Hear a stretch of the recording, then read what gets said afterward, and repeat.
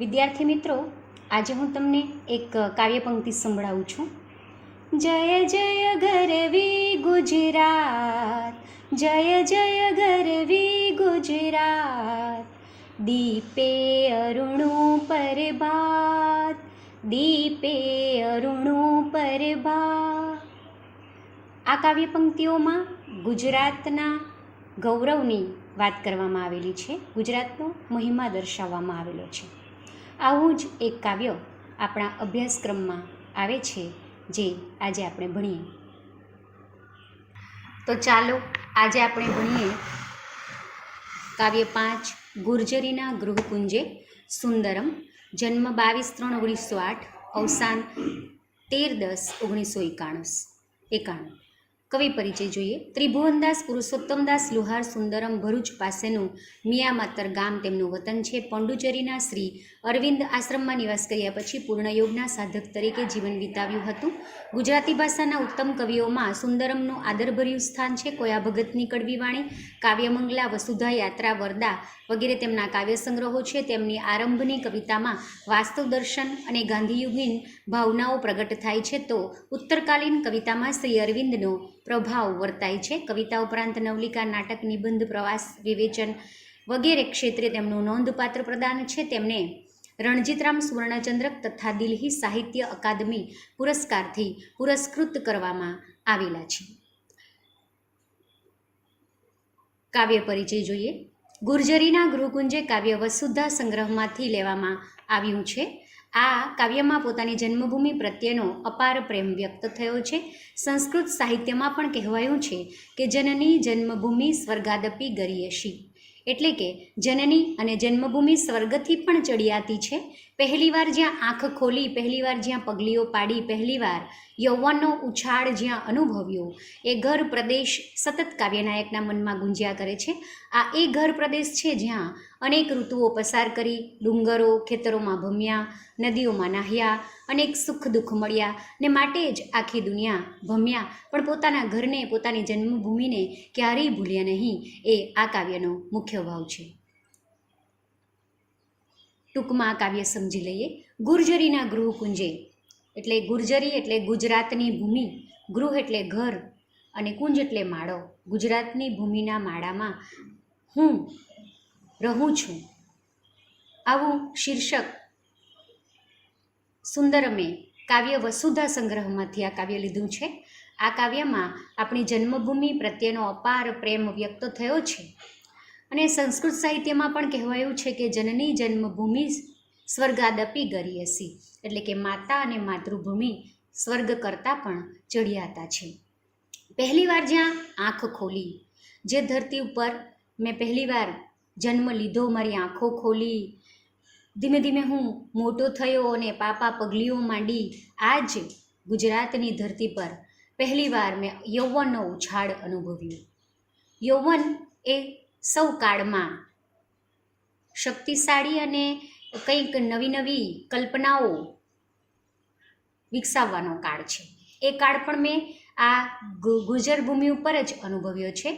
ઘર પ્રદેશ સતત આપણા મનમાં ગુંજ્યા કરે છે, જ્યાં અનેક ઋતુઓ પસાર કરી, ડુંગરો ખેતરોમાં ભમ્યા, નદીઓમાં નાહ્યા, અનેક સુખ દુઃખ અનુભવ્યા, અને આખી દુનિયા ભમ્યા, પણ પોતાના ઘરને અને પોતાની જન્મભૂમિને ક્યારેય ભૂલ્યા નહીં. એ આ કાવ્યનો મુખ્ય ભાવ છે. ગુજરાતીમાં કહેવત છે કે દુનિયાનો છેડો પોતાનું ઘર. તો એ ભાવ આપણને આ કાવ્યમાં પણ જોવા મળે છે. હું કાવ્ય ગાઉં છું. ગુર્જરીના ગૃહ કુંજે અમારું જીવન ગુંજે ગુંજે, ગુર્જરીના ગૃહ કુંજે આંખ અમારી ખુલી અહીં પહેલી, પગલી ભરી અહીં પહેલી, અહીં અમારા યૌવન કેરી વાદળીઓ વરસેલી. ગુર્જરીના ગૃહ કુંજે અહીં શિયાળે તાપ્યા સઘળી, કોકિલ સુણી વસંતે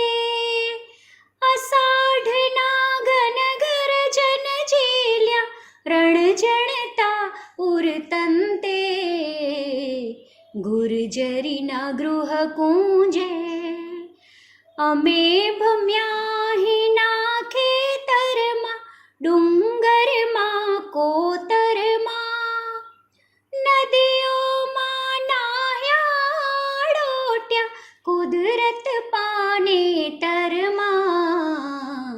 ગુર્જરીના ગૃહ કુંજે, અહીં અમારા તન ધન અર્પ્યા, પૌરુષ પ્રાણ સમર્પ્યા, વિશ્વ વડીને સુફલિત કરવા, નસ નસથી રસ અર્પ્યા. ગુર્જરીના ગૃહ કુંજે, અમે અહીં રોયા કલોલ્યા, અહીં ઉઠ્યા પછડાયા, જીવન જંગે જગત ભમ્યા, પણ વિસર્યા નહીં ગૃહ માયા. ગુર્જરીના ગૃહ કુંજે, અમારું જીવન ગુંજે ગુંજે. ગુર્જરીના ગૃહ કુંજે. કાવ્ય સમજી લઈએ. ગુર્જરી એટલે કે ગુજરાતની ધરતીના ગૃહ કુંજે, ઘરના માળામાં મારું જીવન ગુંજી રહ્યું છે. આંખ અમારી ખુલી અહીં પહેલી, આજ ધરતી ઉપર અમારી પહેલી આંખો ખુલી. મેં જન્મ લીધો અને પહેલીવાર મેં આંખો ખોલી, અને ધીમે ધીમે હું મોટો થયો, પાપા પગલીઓ માંડી, અને યૌવનની જે વાદળીઓ છે, એટલે કે યૌવન રૂપી જે સરસ મજાનો કાળ છે, તે પણ મેં અહીં જ વિતાવ્યો છે. અહીં શિયાળામાં સગડીએ તાપ્યા છે ઠંડીને ઉડાડવા માટે.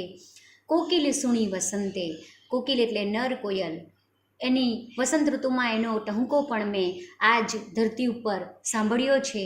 અષાઢ ઋતુમાં વાદળોના ગડગડાટ, ઘનગર્જન એટલે વાદળોના ગડગડાટ પણ મેં આ જ ધરતી ઉપર રહીને અનુભવ્યા છે. અહીંના ડુંગરોમાં, ખેતરોમાં અમે ભમ્યા છે, કોતરોમાં ભમ્યા છે, નદીઓમાં નાહ્યા આળોટ્યા, અને અહીંની જ ધરતીના પાનેતરમાં, કુદરતના પાનેતરમાં મેં મારું સમગ્ર જીવન આટોપ્યું છે. અહીં અમારા તન ધન અર્પ્યા, એટલે કે શરીર અને ધન પણ મેં અહીં મારી આ ધરતીને જ અર્પણ કર્યા છે.